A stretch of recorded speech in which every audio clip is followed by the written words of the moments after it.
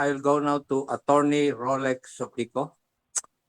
Yes, sir. Attorney Rolex, in your answers to the queries of the Honorable Nograles, napansin ko, dadalawa lang yung depensa na ginagamit mo eh. Number one, yung letter na sinasabi po nyo dated June 30, 2022. Tama? Yes, sir. Yes. Was this a separate letter for you to ask, according to you, to ask question from the committee? Or this was part of your annual report? Well, I think it's a separate letter, Your Honor. No. May I ask COMSEC if this was a separate letter or part of the report submitted by Suaraso? The Honorable, Attorney Marvick. Your Honors, the letter referred to by Attorney Suplico and SMNI is part of the documents submitted to the committee as their annual report for 2020.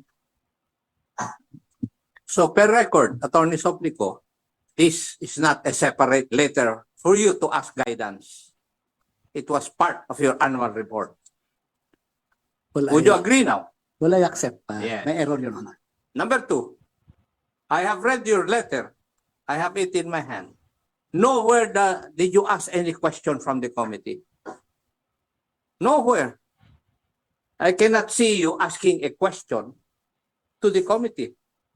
Now, may I know, can you point out to me any part of your letter which you have mentioned? Did you ask any question or any guidance from this committee regarding your franchise? Actually, Your Honor, there was another letter sent to the SEC. However, it was shown No, to no, me. no, no. We're No. talking On about that your particular letter. communications with this committee. That is the purview of my queries this afternoon, Attorney. Okay, I take responsibility, Your Honor, if ever. So in The other request words, is not- you are is not- admitting that there is no question here. But, Your Honor, If you want, you can read it. what it was explained to me that there was a request and we should And- wait for the And response. may I No, know, no, no. may I know who told you that? Well, members of our staff in the Niloko You, ka you ng want, staff mo. you want, we can give him a copy of the letter, then you can read it yourself. I mean, you're the one who Well, I furnishes the copy. I'm sorry. I take the word the gentleman who is my upperclassman as That, true, Your that there Honor. was no question. Yes, Your Honor. Thank you. Yes. He's an honorable person and I respect him for that. Thank you, Tony. So in other words, wala po kayong guidance na hiniling sa committee. That is your first defense. Kanina pa doon sa mga tanong ni the Honorable Migs Nograles. So I'm just debunking your defense, Tony. The second defense is that it is also contained in your letter. Binasa ko that you were telling this the committee in your report that like other franchises, dapat mabigyan din kayo ng privilege na yon. Am I correct? That is correct, Your Honor, because in the franchises of others, there is that particular stipulation on the resort to cooperatives, which a phrase is not found in the franchise of SMNI. Are you trying to tell this committee na when this Congress would approve the grant of franchises, pare-parehas ang wording? Is that what you're trying to tell us? No, Your Honor. Oh, iba-iba. Different franchise, Bill different, drafting, di ba? Dito sa sulat mo, sinabi mo, Republic Act number 10637, an act granting Cotabato Light and Power Company. It's a different franchise with Suarasog. So why would you compare a pig to a cow? When in fact, Congress takes cognizance of each and every individual application for the grant of franchise. I thought that the provision What? on this. You thought? Yes, Your Honor. You I thought think it that thought- the ano? Mr. You thought? Mr. Chairman, the provision on the dispersal of ownership applies to all public utilities, which are franchise grantees. That They is your should be- assumption. they could be worded in a different manner. And bill drafting with respect to franchises have evolved so far.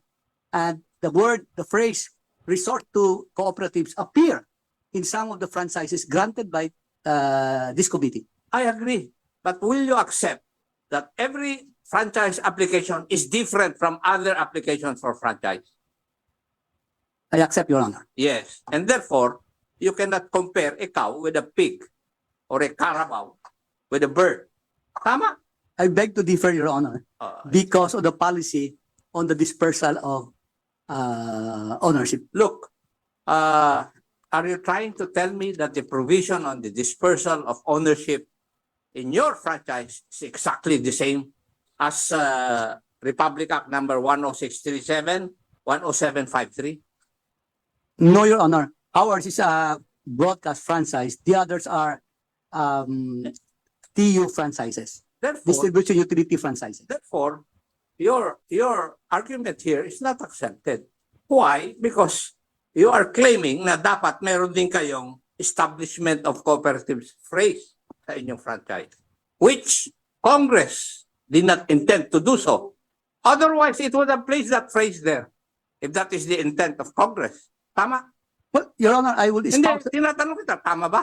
No, Your Honor, I will You've espouse been- a different you've view, but been- I respect the gentleman for it.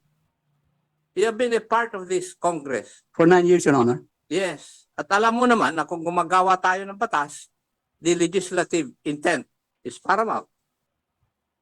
That is correct, Your Honor. And therefore, if it is not placed there by the Congress, it is not the intent of Congress for you to avail of that provision or phrase.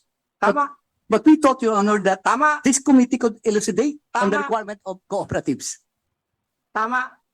Hindi mo I think- sinasagot yung tanong Well, ko. on the, maybe, Your Honor, on the statutory construction principle of verba leges, yes, Your Honor, you may be right. Yes. Kasi, iba-iba ang trato ng Kongreso sa bawat individual application ng franchise. And I think you know that. They were just arguing like the defense counsel that I expected to.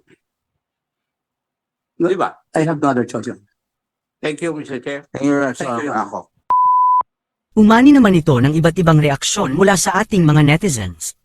Ayon kay Soul Gregorio, ilabas nyo kasi audit report ninyo.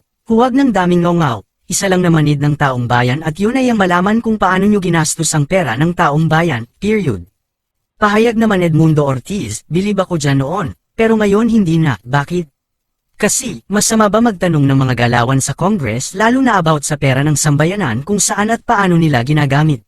Heist, pera-pera na lang ata talaga ang kalakaran, bahala na po ang nasa taas sa inyo. At ito naman ang saloobin mula sa ating kababayan na si Melmor Anilao. Kahit gaano ka pa kagaling magdepensa dyan, ipapasara pera nila ang SMNI. Bawal criticism sa Congress. Mga kababayan, feel free to comment below para maglabas ng saloobin sa balitang ito.